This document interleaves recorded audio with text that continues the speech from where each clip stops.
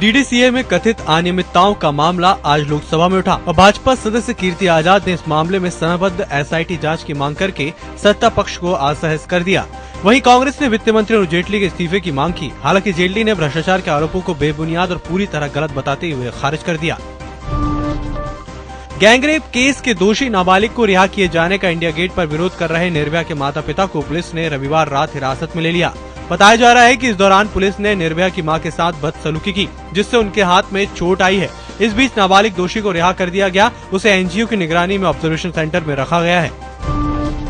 वहीं निर्भया गैंगरेप के नाबालिग दोषी की रिहाई के खिलाफ दिल्ली महिला आयोग की याचिका पर सुनवाई के दौरान उस समय असहज स्थिति पैदा हो गई, जब सुप्रीम कोर्ट ने आयोग से पूछ लिया, आप नाबालिग के खिलाफ आए हैं या पक्ष में। इसी के साथ सुप्रीम कोर्ट ने याचिका खारिज कर दी। निर्भया कांड के दोषी जुवेनाइल की रिहाई के बाद जुवेनाइल जस्टिस बिल को लेकर देश भर में चर्चा चल रही है। निर्भया कांड के संदर्भ में सोमवार को ये मुद्दा सदन में भी गरमाया रहा, जिस पर कई राजनेताओं ने इस अहम बिल को पास कराने में सहयोग करने की बात कही। कांग्रेस नेता गुलाम नबी आजाद ने सरकार को मंगलवार को जुवेनाइल जस्टिस बिल को सदन में रखने की सलाह देते हुए कहा कि सर्वदलीय बैठक में कांग्रेस ने सरकार से इस बिल को पहले ही रखने के लिए कहा था, लेकिन सरकार ने ऐसा नहीं किया। वहीं रोहतक में दिल्ली गैंगरेप जैसी बर्बरता की शिकार हुई एक लड़की के केस में 7 दोषियों को फांसी की सजा का ऐलान किया गया है। कोर्ट ने सोमवार को अपना फैसला सुनाते हुए 9 आरोपियों में से 7 को दोषी करार कर दिया। 9 आरोपियों में एक नाबालिग भी था, जबकि एक आरोपी पहले ही आत्महत्या कर चुका है। इसी साल फरवरी में एक नेपाली लड़की के साथ दरिंदगी कर उसकी हत्या कर दी गई थी। 4 फरवरी को बहुअकपुर गाँव में एक खेत से लड़की की डेड बॉडी बरामद की गई थी। पब्लिक ट्रांसपोर्ट को बढ़ावा देने के उद्देश्य से प्रधानमंत्री नरेंद्र मोदी ने एक बड़ी पहल की है। उन्होंने सोमवार को सांसदों के लिए बैटरी वाली 2 बसों को हरी झंडी दिखाई।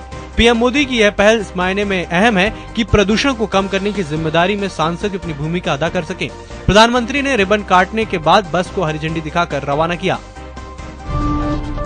विश्व हिंदू परिषद ने अयोध्या में राम मंदिर निर्माण की खातिर रविवार को पत्थरों से लदे 2 ट्रकों के शहर में प्रवेश करने पर जिला पुलिस सतर्क हो गई है और हालात पर नजर रखी हुई है। विश्व हिंदू परिषद प्रवक्ता शरद शर्मा ने कहा कि अयोध्या में विश्व हिंदू परिषद की संपत्ति राम सेवकपुरम में 2 ट्रकों से पत्थर उतारे गए हैं और राम जन्मभूमि के अध्यक्ष महेंद्र नृत्य दास की ओर से शिला पूजन किया गया है।